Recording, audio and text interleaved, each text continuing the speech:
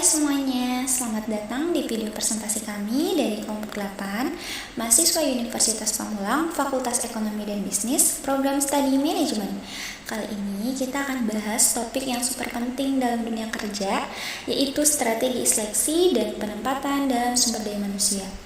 Materi ini termasuk dalam mata kuliah Manajemen Strategi SDM dan dibimbing oleh dosen kami yaitu Ibu Syarifah Ida Farida SEMM. Perkenalkan, saya Nurima Yahwa dan bersama rekan saya Fidela Afani, kami akan menjelaskan materi ini secara ringan tapi tetap padat dan jelas. Nah, kita mulai dulu dari pertanyaan dasar nih. Kira-kira apa sih seleksi dan penempatan itu?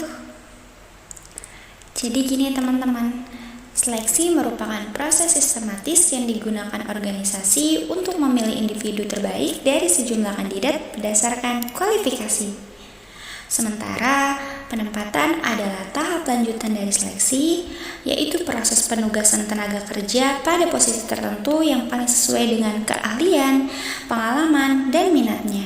Dua proses ini saling berkaitan dan jadi pondasi penting dalam membentuk tim kerja yang solid. Lanjut yuk, kira-kira kenapa sih proses ini harus pakai strategi? Apakah seleksi cukup pakai feeling saja? Tentu enggak ya. Yuk kita bahas di slide berikutnya. Nah, ini dia. Strategi seleksi dan penempatan memegang peranan penting dalam membangun sumber daya manusia yang efektif dan sesuai dengan kebutuhan organisasi. Dengan penerapan strategi yang tepat, perusahaan dapat menghindari berbagai kesalahan dalam proses rekrutmen dan penempatan yang seringkali menyebabkan penurunan produktivitas serta tingginya biaya pelatihan ulang. Selain itu, strategi ini juga berperan dalam menekan tingkat turnover karyawan, meningkatkan motivasi dan loyalitas terhadap perusahaan, serta menjaga reputasi organisasi sebagai tempat kerja yang profesional dan terpercaya. Dalam jangka panjang, strategi seleksi dan penempatan yang dirancang secara matang akan membantu perusahaan menciptakan keunggulan kompetitif melalui sumber daya manusia yang kompeten dan siap menghadapi berbagai tantangan bisnis. Oke. Kalau tadi kita udah tahu pentingnya, sekarang apa sih tujuan dari proses seleksi dan penempatan ini? Yuk tebak-tebakan dulu dalam hati. Nah, ini dia tujuannya, ada banyak banget nih contohnya. Yang pertama, menyaring pelamar yang benar-benar memenuhi syarat dan kualifikasi. Yang kedua, menghindari kesalahan rekrutmen yang dapat merugikan perusahaan secara finansial dan moral. Yang ketiga, membangun SDM yang kompetitif dalam menghadapi tantangan bisnis. Yang keempat, menyesuaikan potensi individu dengan posisi yang tersedia agar karyawan dapat berkembang maksimal. Dan yang terakhir, meningkatkan efisiensi dan produktivitas kerja. Sekarang coba bayangin kalau kamu jadi tim HR, kira-kira langkah-langkah apa aja sih yang harus dilakukan supaya proses seleksi dan penempatan itu berhasil? Yuk kita lihat di slide berikutnya. Nah, jawabannya ada di sini. Proses seleksi dimulai dari yang pertama, menentukan kebutuhan tenaga kerja, yang kedua menyusun standar kualifikasi, yang ketiga menganalisis dokumen dan hasil tes pelamar, dan yang keempat melakukan wawancara dan tes asesmen lanjutan. Setelah itu masuk ke proses penempatan, yaitu yang pertama mencocokkan hasil seleksi dengan spesifikasi jabatan, yang kedua melaksanakan orientasi kerja, yang ketiga memberlakukan masa percobaan, dan yang keempat melakukan evaluasi dan penempatan akhir. Cukup panjang ya prosesnya, tapi semua ini penting untuk mendapatkan kandidat terbaik. Nah, tapi nggak semua proses seleksi itu lancar ya. Ada faktor-faktor yang bisa mempengaruhi hasilnya. Apa aja tuh? Yuk kita lihat. Setidaknya ada 6 faktor utama yang mempengaruhi proses seleksi dan penempatan. Yang pertama, kualifikasi pendidikan dan pengalaman, yaitu memberikan dasar kemampuan dan wawasan praktis. Yang kedua, kompetensi individu, baik teknis maupun interpersonal, seperti komunikasi dan kerjasama. Yang ketiga, analisis jabatan, yaitu menentukan tugas dan tanggung jawab posisi yang akan diisi.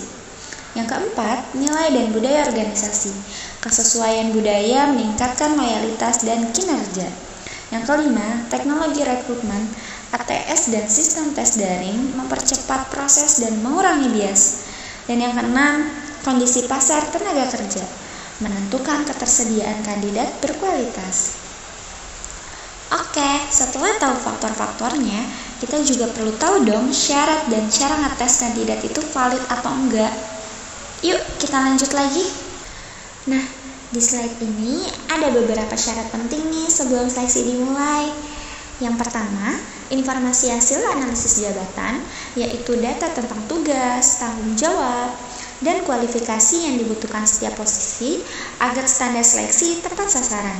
Yang kedua, rencana kebutuhan tenaga kerja, yaitu proyeksi jumlah dan jenis keterampilan yang diperlukan organisasi dalam jangka pendek maupun jangka panjang sebagai dasar membuka lowongan. Yang ketiga, tersedianya kandidat dari hasil rekrutmen, memastikan ada cukup lamar yang memenuhi syarat melalui proses rekrutmen yang efektif sehingga tim HR punya pilihan untuk seleksi lebih lanjut. Lalu, untuk mengukur tesnya valid atau enggak, ada 3 jenis validasi nih. Yang pertama, empirical validation, yaitu korelasi hasil tes dengan performa kerja. Yang kedua, construct validation, yaitu mengukur aspek psikologis terkait kesuksesan kerja. Yang ketiga, content validation, yaitu menguji kemampuan dan pengetahuan yang sesuai dengan posisi yang dilamar. Nah, sampai di sini kita sudah bahas bareng-bareng mulai dari pengertian sampai validasi seleksi.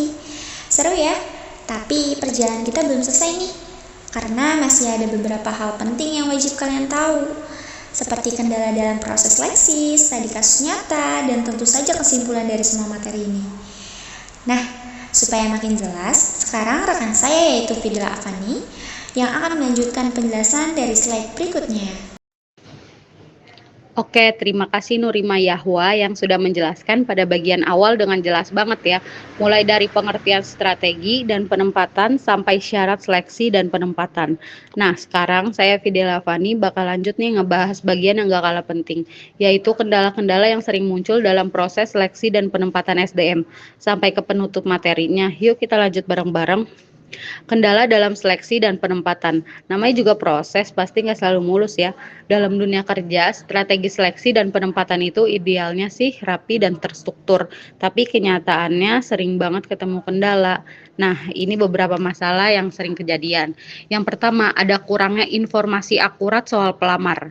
Yang kedua, adanya bias subjektif pewawancara. Yang ketiga, terbatasnya anggaran dan waktu. Yang keempat, ketidaksesuaian antara job description dan realita pekerjaan. Yang kelima, ada minimnya pelatihan pada tim HR dalam melakukan asesmen. Contoh soal pada kasus PT Sukses Makmur. Nah, biar lebih kebayang nih, kita masuk ke contoh kasus. Di sini ada perusahaan PT Sukses Makmur menerima banyak pelamar untuk posisi staf keuangan. Namun, karena keterbatasan waktu dan anggaran, tim HR langsung menempatkan pelamar hanya berdasarkan hasil wawancara awal dan ijazah pendidikan. Setelah bekerja, beberapa staf ternyata tidak mampu menjalankan tugas akuntansi dasar dan membuat laporan keuangan dengan benar. Pertanyaannya, apa kesalahan utama dalam proses seleksi PT Sukses Makmur dan strategi apa yang seharusnya digunakan untuk menghindarinya? Nah, di sini kita bahas bareng-bareng yuk. Kesalahan utama adalah tidak dilakukan asesmen atau validasi kemampuan teknis atau content validation. Padahal pekerjaan di bidang keuangan membutuhkan keterampilan spesifik. Adapun strategi yang seharusnya diterapkan. Yang pertama, melakukan analisis jabatan untuk mengetahui tugas dan kualifikasi posisi staf keuangan. Yang kedua, menyusun standar kualifikasi yang jelas seperti kemampuan membuat laporan keuangan. Yang ketiga, menerapkan tes kompetisi teknis atau content validation seperti ujian membuat laporan keuangan atau studi kasus. Yang keempat, memberlakukan masa percobaan seperti dijelaskan dalam proses penempatan pada PPT untuk menilai kemampuan secara langsung sebelum diangkat tetap. Nah, dari kasus tadi kita bisa lihat kalau strategi seleksi dan penempatan itu bukan cuma soal siapa yang dilihat oke di atas kertas, tapi perlu proses yang profesional, objektif, dan harus menyesuaikan sama perkembangan zaman juga. Kalau prosesnya benar, hasilnya juga benar. Karyawan yang direkrut bisa lebih produktif, loyal, dan pastinya bikin suasana kerja makin solid. Terakhir ada kesimpulan. Oke, teman-teman, kita sampai ke bagian akhir. Jadi strategi seleksi dengan penempatan merupakan fondasi penting dalam membangun SDM yang unggul. Proses ini perlu dirancang secara profesional, adaptif, dan objektif agar sesuai dengan kebutuhan organisasi dan perkembangan zaman. Dengan strategi yang tepat, organisasi dapat menciptakan lingkungan kerja yang efektif, efisien, dan berkelanjutnya. Itu dia pemaparan materi dari kelompok kami. Semoga penjelasan barusan enggak cuma nambah wawasan, tapi juga bikin kita lebih ngerti pentingnya peran HR dalam nyari dan naruh orang di tempat yang tepat. Makasih udah nonton sampai akhir. Wassalamualaikum warahmatullahi wabarakatuh.